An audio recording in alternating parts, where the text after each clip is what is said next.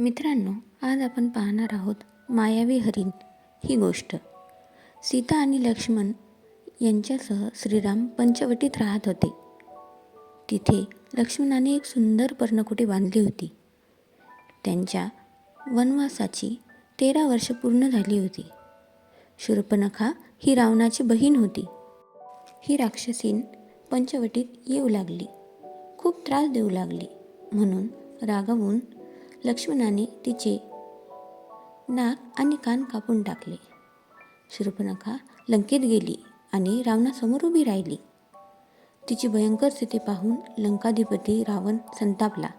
तो म्हणाला, तुझे नाक कान कुणी कापले? शूर्पणखा म्हणाली, दशरथपुत्र लक्ष्मणाने. याचा सूड घेतलाच पाहिजे. रामाची बायको सीता फार सुंदर आहे.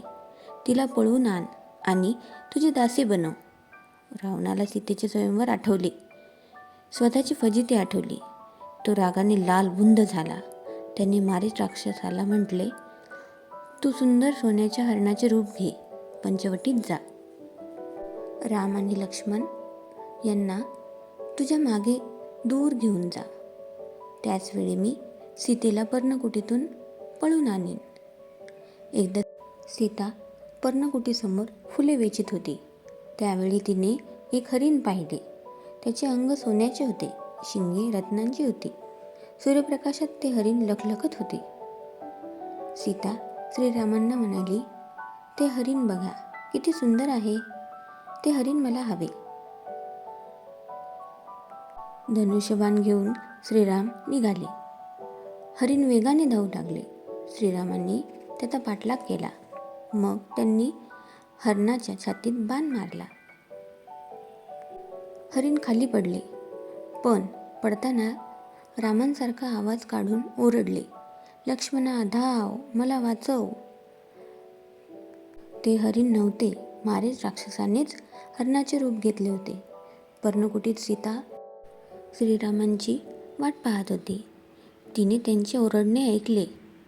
ती घाबरली. ती लक्ष्मणाला म्हणाली, भाऊजी, श्रीराम संकटात आहेत. त्यांना मदत करायला ताबडतोब जा. सीतेला पर्णकुटीत एकटीच सोडून जाणे लक्ष्मणाला पसंत नव्हते. पण सीतेने वारंवार आज्ञा केल्यामुळे त्याचा नाईलाज झाला. लक्ष्मण दूर गेल्याबरोबर रावण तेथे आला. तो बैराग्याच्या वेशात होता. तो म्हणाला, माई, बैराग्याला भिक्षा घाल. सीता पर्णकुटी बाहेर आली. लगेच रावणाने तिला उचलले आणि आपल्या रथात घातले. श्रीरामा, लक्ष्मणा, धावा, असं सीता आक्रोश करू लागली. परंतु दुष्ट रावणाने तिला पळवून लंकेत नेले.